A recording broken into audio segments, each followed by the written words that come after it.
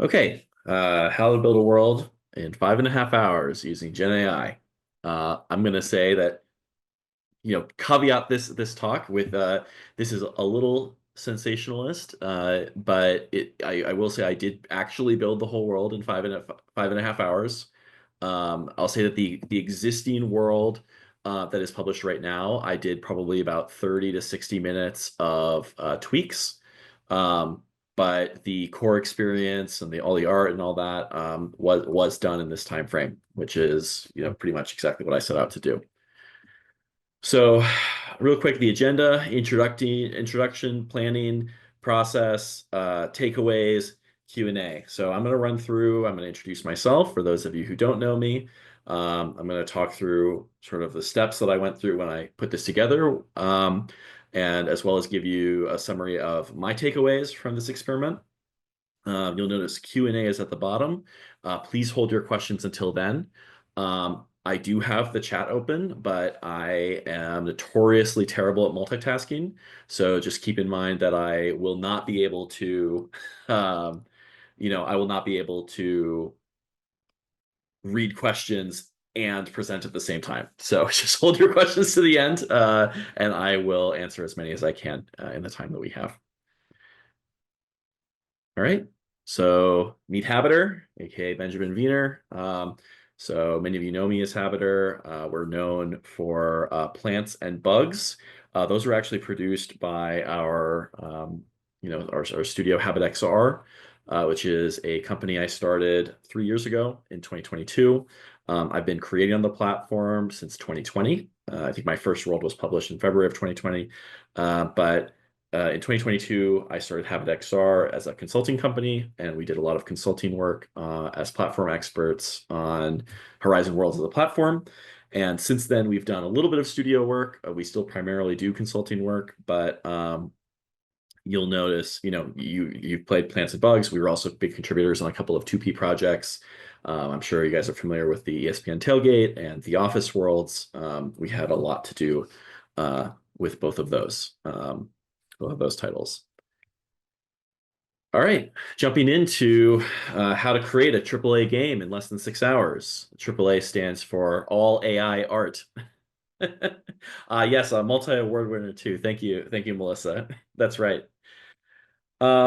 Okay, so planning content and setting expectations. So one of the biggest issues I see a lot of creators, not just with like AI or anything like that, but a lot of people have like really big ideas, which is great, but they don't know how to break them down and scope them out and like really identify what's realistic. And that can lead to burnout. It can lead to like things just not getting done. Um, so, I mean, a big part of this is identifying like what is actually possible to do in 6 hours. And so, like the Pirate Bay that meta demo that has been going around that I'm sure many of you have seen. The gamification of that is you collect 5 coins and you go through a door, right? And most of that time it seemed like was spent on art. So for me, I am a game designer. I do some programming myself, but I am not an artist, right? Like I want to like preface this talk by saying I'm not an artist. So to me, the interesting part was, can I make a fully functional sort of gameplay loop in this 6 hour period and have that supported with the AI art? Yeah, my concept art is legendary. um, so the first thing I wanted to do is, decide what you want to make. Total War Rome was not built in a day, a little video game humor for you guys. But I essentially just said, okay, I'm going to make a little mini game and there's going to be leaderboards. And that's all it is. And it's just, we'll have the AR art, but it's just going to be a very simple game. I think I was like talking to a Morgul that morning, and then by the afternoon, I had, created the whole experience. So the next step was division of labor. What was I going to lean on AI for? So I think initially when I sat down, I said to myself, okay, I'm going to use AI for as much as I can. That very quickly turned into, I'm going to use AI for the stuff that I'm not good at, and the stuff that I am good at, I'm just going to do. So I had the AI do all of the art elements of the world. I was tempted to do sound, but I wound up doing that with just stock audio, and I did all the programming myself because I knew I could do it and I knew I could do it quickly. And then the final thing is setting reasonable expectations for quality. This is also a big part of scoping the project. Um, it's really important to, again, it's like I'm not an artist, so for me to like set the expectation with the that the AI art is going to be perfect, I think would have been a bad expectation. I would have wound up spending 6 hours on art and 0 hours on anything else. So I really went into this experiment saying good enough is good enough and to focus on fast practices, not best practices. Even, like I would go so far as to say like my code is pretty sloppy. It's all done in code work pretty fast. I've noticed a couple bugs that I already know need to get fixed in the world. Um, but it was the experiment was, can I make something that is a full experience in this time period? Not necessarily like, am I going to make the best game that was ever made? Am I going to make the most beautiful game that was ever made? Um, so just setting those expectations up front are really important for like completing something, right? How do I know when it's done? It's done when I have a full gameplay loop. It's not done when the art is perfect. It's not done when all the code bugs are done. It's done in this time period that I've set for myself. All right, building Suitcase Scramble.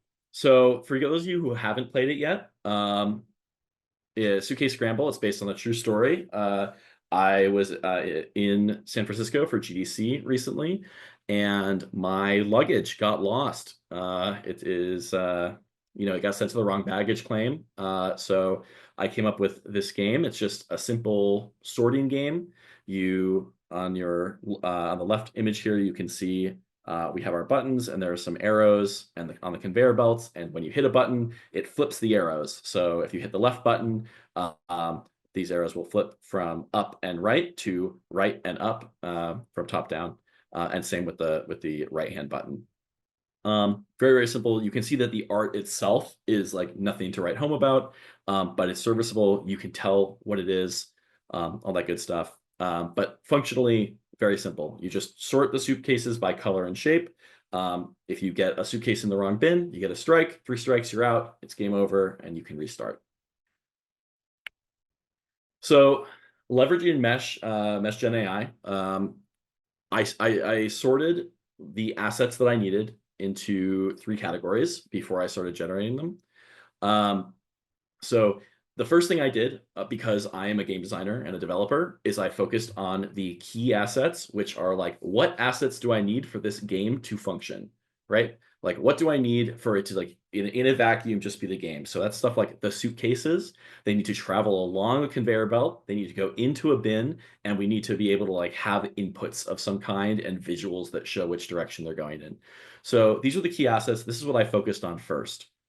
The second thing I focused on was environmental assets. Now, if I were an artist, I might have done this in a different order. I'm not sure it totally matters, but this is just how I organized it. I'm not touting this as like you must do it in this order. With environmental assets, I found it like much easier when you're doing these to break it down. So I didn't ask it to generate an airport lobby or a baggage claim lobby. I asked for airplane, like airport wall panel or airport floor tiles, right?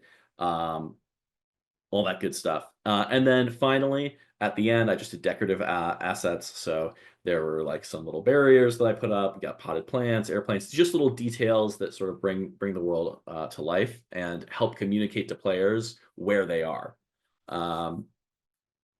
Yeah, challenges and tips.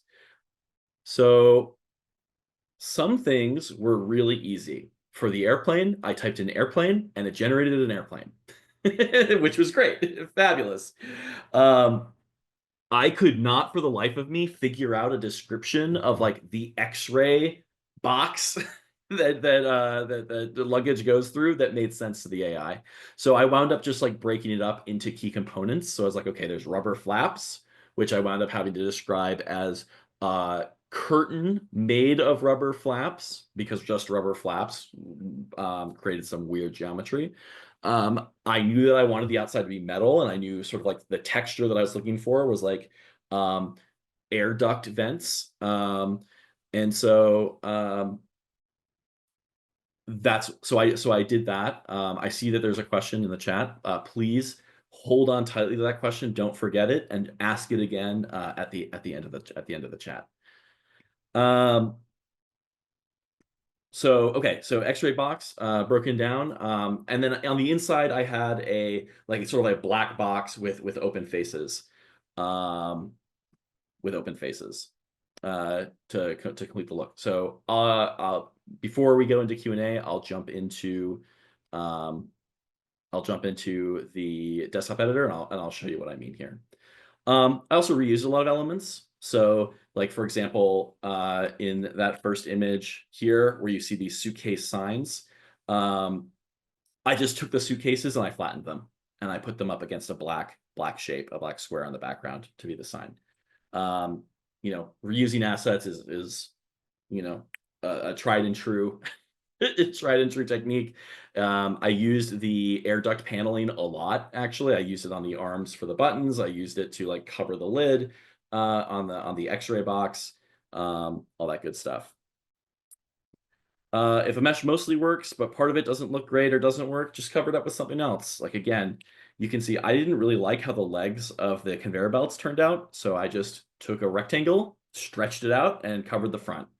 Again, it was like I was just making this very quick. So if you go into the world, you can actually run around the back and see what everything looks like. But I think it came out quite clean looking considering, again, it was done in AI and with basic simple trimesh shapes. And again, like certain elements, I just relied on those shapes. Those black facades, the buttons themselves are just like the octahedron shapes, and then the directional arrows are just triangles. Like it doesn't make sense for really simple stuff like that to use GenAI when it's already right there. But for the most part, the entire world is GenAI with some simple shapes brought in for simplicity's sake. I also leveraged external AI. You can see this incredible self-portrait here of myself behind all the luggage. This green bag is the one that actually got lost on that trip. And then I just threw it into ChatGPT, which is my external AI of choice. Sorry, Llama. And I threw it through an anime filter. And then I also had it generate the Habitor logo for my airline, and I threw that in the world as well. So there are tons and tons and tons of different options that you can use for external AI. Like I said, I use GPT. Feel free to choose your own. Yeah, I hand drew that, Melissa. I'm an incredible artist. So of course, art alone a game does not make. So I did only use AI for art in this project. The code I did myself. I used it all in code blocks. I did play around a little bit with the TypeScript AI, and I have coded things in TypeScript before, but I am not a TypeScript expert. I'm not very good at TypeScript, and the reason I decided to use code blocks is because I'm very proficient in code blocks and I can troubleshoot it. I'm very nervous about using the AI tool,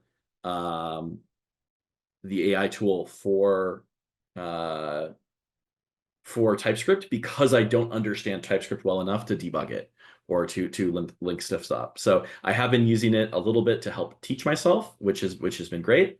But for this project, I was just like, I'm just going to do it in code blocks. It's just that much easier for me. And then for audio, I was tempted to do it all with the AI as well, but again, I know the stock library so well from using it over the years that I knew exactly what I needed. I just pulled it out rather than taking the time to go through the AI to generate audio. But I have used the AI audio generation before, and it's great for certain things.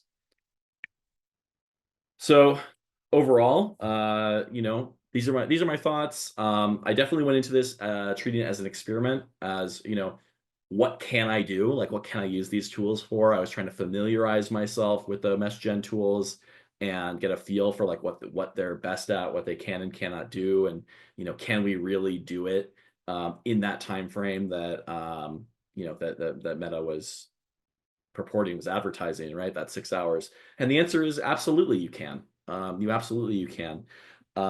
I will say, I kind of flippantly have been saying, the first step to making a game in less than 6 hours is to spend 5 years learning how to make games. Um, so that doesn't mean that you can't go in and Gen AI and like put some simple stuff in there. Like I think that really even a beginner could go in and do something, maybe even use the TypeScript AI to do a few simple interactions. But for anything that, anything that has some sort of like longer loop or um, functionality, you really kind of need to know how to make that. And then even if AI can speed that up for you, I really think that like having that solid foundational knowledge base is really important. Um, so like I said, like there were certain things that were really straightforward and easy and it did it on the first try, like airplanes. Um, it really struggled with objects like TSA baggage X-ray. The other thing is like, again, that's back to setting expectations. Did I think that the AI generated meshes were cool and serviceable for what I was doing? Yes. Is it something that I would typically use in a final product? No. The art is messy, the code takes shortcuts. Like I definitely would consider Suitcase Scramble to be sort of like a nice looking prototype more than like sort of like a complete, like truly complete world. That being said, like as far as prototypes go, it's pretty close. It's pretty close to being there. I think, like I said, like there's a few edge case bugs that I need to tackle, like AFK players not basically breaking the stations. And I'll say that I was particularly impressed by the AI skybox. It looks good. It sets the tone. I generated like a couple different options and wound up with this one, but a big part of it too is that like I know they're only going to see the sky, and that was the most important part for me. I think you see a little edge of the trees on the edge, but overall, um, I really liked the AI skybox generator. Um, and one of the best use cases. So again, like I think that um, as someone who builds content on Horizon Worlds for a living, I hold our product to much higher standards than I think that I would do if I was just making it for fun, right? Like, and I say like at the bottom here, like building stuff for fun. I'm gonna bring this to the top. Like that's the best use case for, in my opinion, for a lot of this AI gen stuff. Like if you're just building for fun and you want to see what it can do, it's really cool. And you can do some really interesting stuff and you can build very fast and experiment and learn and grow. And I think that that's really amazing. And that's part of the power of this Gen AI. As far as professionally, I think that this is a really great way to provide examples and concepting to an art team that then I can hand this off to like Space Glitter Unicorn and she can actually make it look really good. Whereas, um, I feel like AI was able to generate stuff for me very fast, but it wasn't like, it's not beautiful, cohesive art, right? It's getting me sort of 80% of the way there, which is okay.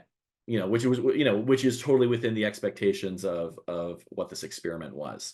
So I think before I did this, I had a very hardline stance of no AI in the final product. We're not going to have that at all. We'll use it for ideation maybe and maybe some concepting, but for the most part, no AI in the final product. And that's changed my stance to okay, maybe a little AI as a treat.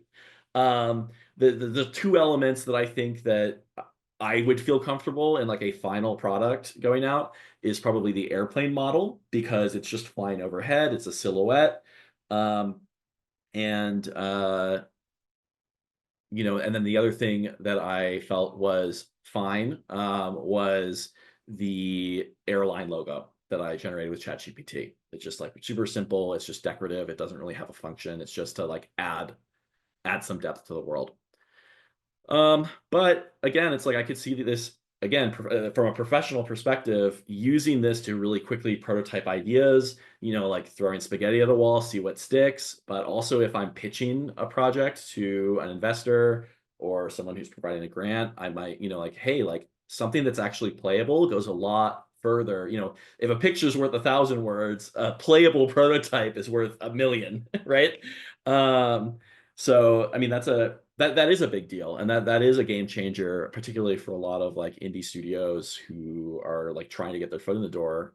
This can be a way where it's not a huge time commitment to get a nice little slice of what their end product is supposed to look like. Okay, I'm gonna stop sharing here for a moment, and then I'm gonna reshare so you can see the uh, my desktop editor here. Share. Okay, so this is what it looks like in the desktop editor. I can go back. You can see I didn't have a ceiling. My tiles are sort of like hand, you know, hand copied over, so they're not quite super lined up. Like I said, I am not an artist. I did my best to make it look like the inside of an empty baggage claim. I think I was somewhat successful in that, right? Um, but you'll notice over here, I have like a little, you know, I hesitate to call it a beautiful corner, but I have a little layout of when I was generating pieces, I wanted to see how they looked together. So I like set up the wall and I put the door on there and there's the floor and then some of the other elements. And I mostly cleaned it up. I set this up specifically for this call, but you can see how as I was generating things, I was putting them next to each other. Sort of like when you're going to paint a room, you hold up a little, the little piece of paper with the color. I did something similar over here. I found that to be really helpful. And then I'm gonna move that. If I go in world here, I'm going to show some of the things that I talked about. We should see an airplane flying overhead soon here, but you can see that, yeah, there it is in the distance. Just like a nice little movement in the space.